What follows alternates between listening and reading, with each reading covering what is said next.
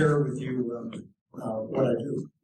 And that is that in 1925, on that site that we now know as the old pottery place, there was a residence, one residence, and that was about the only thing that was on the site. And that was built around 1925, and shortly thereafter, it became a commercial establishment. Now, if that happened today, it would have been called Starbucks. But at the time, it was called the Yum Yum Tea Room. And so the Yum Yum Tea Room was really the first commercial structure on that site.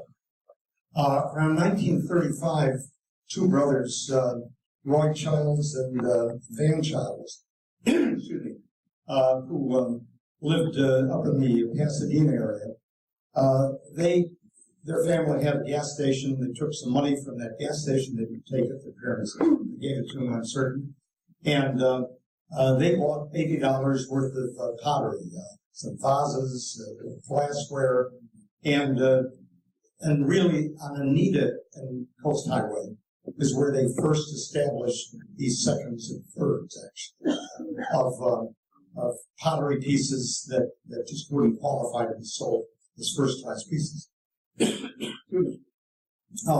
They shortly thereafter moved down the street to Brook Street and put their tables out, and that really was the beginning of Pottery Shack. Over time, they started building a few buildings. And really, what happened was there was the Yum Yum Tea Room. They went from the vacant lot to the Yum Yum Tea Room. And then, over time, there were 7 structures that were built on the site that's now the old pottery place. And those 7 structures were sort of cobbled together over many years to be the Pottery Shack.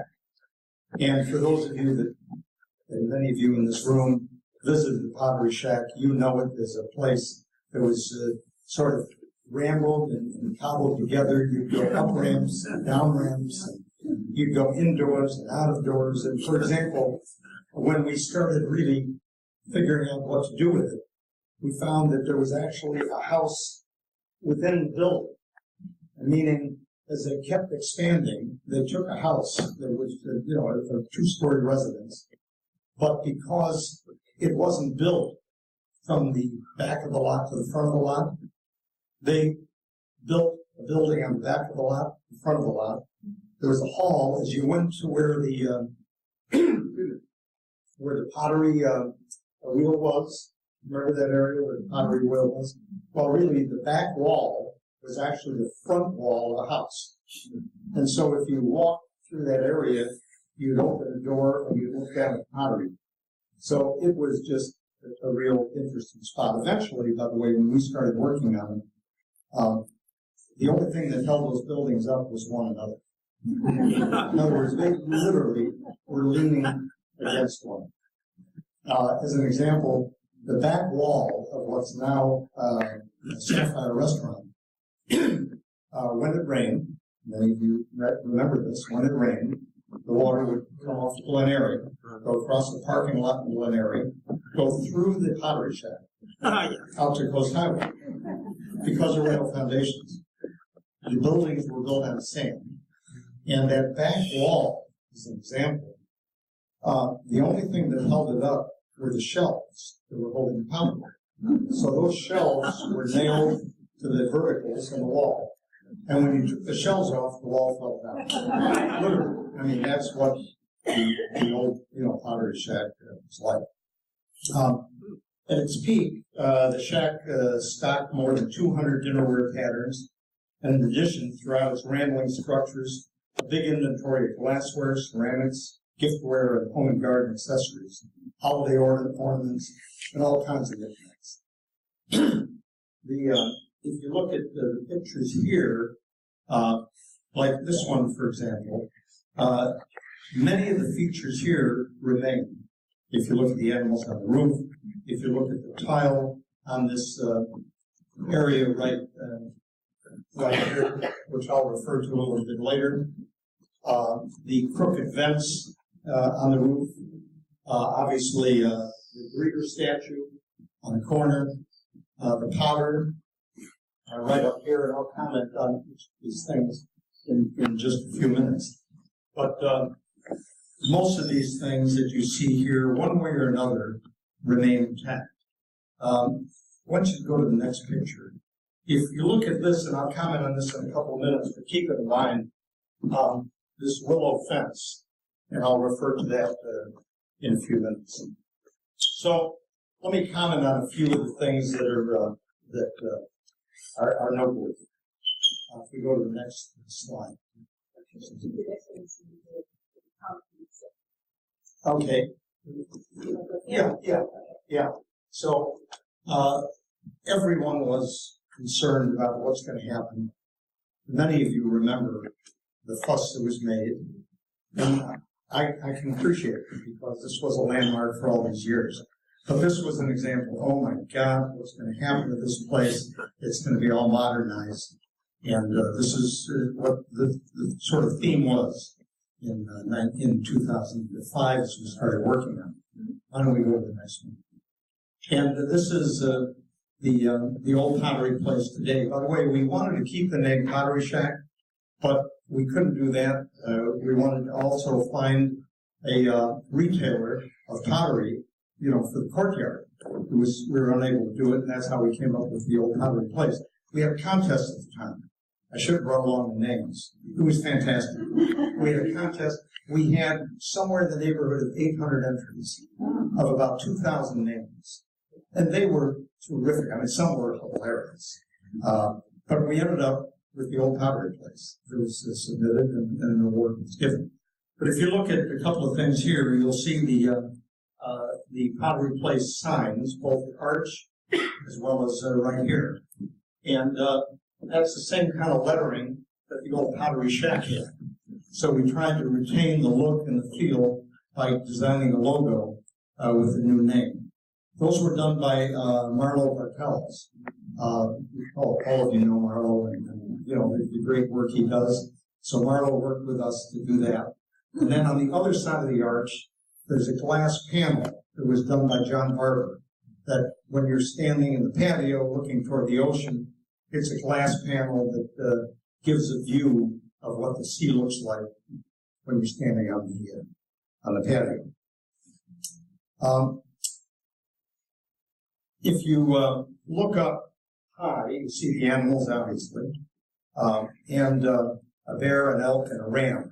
We don't know when they were placed there originally. Some of you may know. But if you look at those early pictures, you saw them up there. So we know that they were quite old. A funny story about those is that when we took them down, because they were in terrible shape, there was an article in the paper that I didn't bring along, but it talks about when kids from the high school took the bear and put him on a string and drove him down Coast Highway. Some of you are shaking your head, remember? So they were in terrible shape. So one of the things that happened, I looked for somebody to work on these so we can bring it back. And, when you're going out to the desert, there's that large, dinosaur, that large dinosaur. So I got hold of that guy that did the dinosaur, and he picked it up and said he was going to get it for me. Take care of it. And he called me he gave me a price to redo, and he called me about 2 or 3 weeks later and said, by the way, you said do this, but I can really make them look fantastic. I can deal with coloring, I can deal with the muzzle, with the animals, do shading. And I said, they're going to be about 40 feet in the air. So just do what we talked about, and that'll be fine. He said, okay. So calls back about maybe a month or 2 months later and said, are you sure you don't want me to do this? And he described again what he was going to do. And we weren't in a hurry because we were still working on the place. And this keeps going for about 6 months. And finally, I called him and I said, we're ready for these animals. He said, remember I've been telling you how I can do this shading? And it's fantastic. And I said, no, just bring him the way they are. He said, well, let me tell you what happened. He said, I picked him up and my grandkids came and saw him in the shop. And they were so intrigued by him that we started working on him. He had done all of this work the first week, and he was just hoping one way or another that we pay for, and which we did. But those animals, we decorate them over Christmas. There's a wreath around the neck. We put a red light on the deer and the elk, so it's fun. The legend is that Roy Childs was a hunter, but we don't know that. But that's the reason we put him on. At the northernmost corner of the pottery place is the statue of Eiler Larson, who was from 1940s for about 20 years stood there. The concrete statue was created and placed by local sculptor Charles Rovek. And Mike Cowper, that some of you know, who's an artist in town, he did the restoration of the coloring, things like that. And the funny thing is, as you all know, Eiler Larson didn't have the most friendly face. And the statue was as frightening as I would.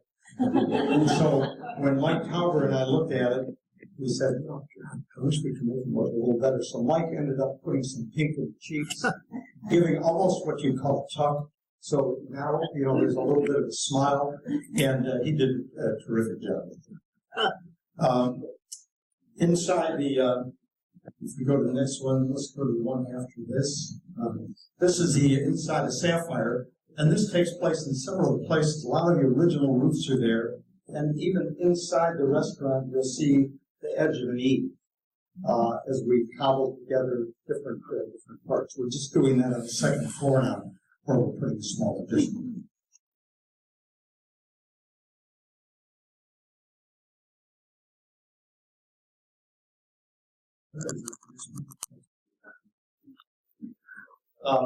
When we go to the next one. This is just an example. This is an office off the alley that had garage doors on it. So we kept the garage doors. They slide shut at night, so it has that same look during the day. There's windows behind there. So it's just a way to go. Let's go to the next one. This, I said, keep an eye on that willow fence. Before I mentioned the old willow fence. We wanted to put that up again. Now, by the way, if you remember, for all the people that wanted to keep it exactly the way it was, and everyone that was worried about what would happen, the willow fence was gone. There was plexiglass across the front, remember? So when we started this work, it was pretty awful.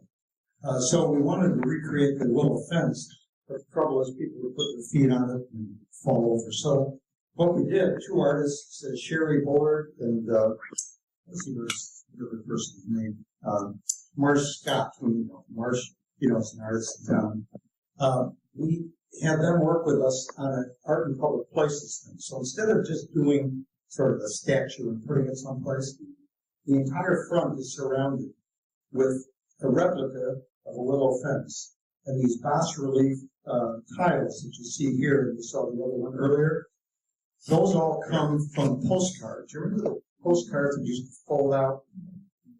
So this is literally a sculpture called Greetings from Laguna. And it has these bas-relief tiles, 23 different ones. And if you walk around and look at them, they are great pictures. I mean, the artist just did a terrific job with this. Let's go to the next one. So Anne Frank is here in the room, and she'll remember this. But the wife of revered early California plein air painter William Wendt, his wife was widely recognized as a sculptor, Julia Brackenland, and her specialty was bas-relief portraits. So Anne Frank, who's over here, was at a yard sale, and you can correct me if I'm wrong, but she was at a yard sale and found this crumpled up form that was used to cast this piece of work. And she bought it for $50, and it was almost like crunched up pieces of paper. And Marv Johnson, Ann Johnson's husband, she worked with him, and he brought it back to life. The authenticity was confirmed, and this piece is in this heritage walk at the Pottery Place. It says underneath, "Love is priestess at the altar of truth. Music is the expression of her praise." And so it's a fabulous piece. And a lot of times people walk by it. I'm not sure we displayed it in the best spot, but, you know, it's a question of where do you put these things. So it's a great piece to look at. If you go to the next one, and again, thank you for having found that. If you look at this, this was done by Pops Abel. Chris Abel's grandfather. And he did signs, a lot of these wooden signs around town. And of course his son, which is Greg's father, did a lot of the buildings with crazy brick, you know, that you see around. And so this was done, and Pop Abel did this to depict the potters that did the work inside the pottery place. Again, Mike Tauber, we did the painting, we took it down, worked on it. And then a few things, you know, Greg's good friend about it, called me, he said, Joe, you know, I just realized Pop doesn't have a pipe in his mouth. And he always had a pipe when he worked, you know, on the work he did. And so he made a pipe, Greg did, and put it in Pop's mouth. And so, you know, that's all part of the scene.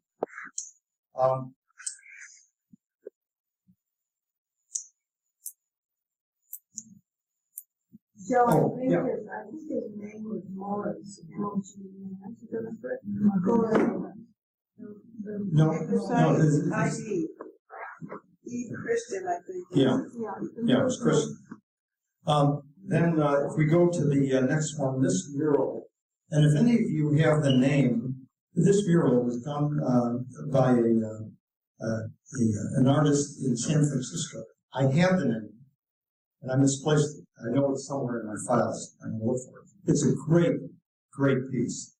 You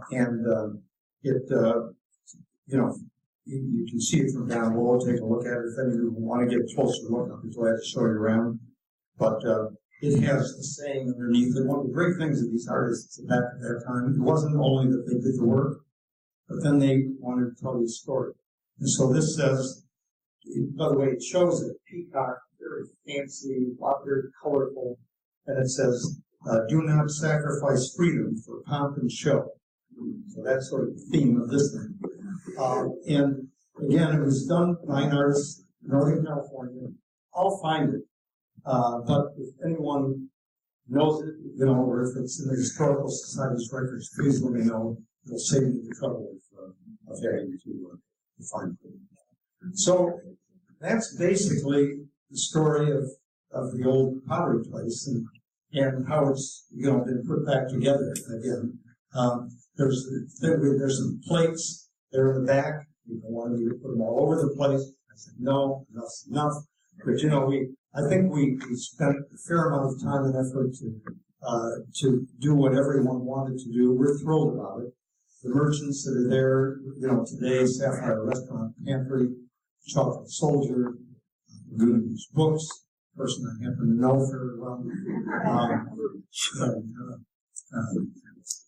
The other stores, you know, Tootsie's, Blue Eyed Girl, they're all enjoying the location. So thank you very much. I'll be glad to answer.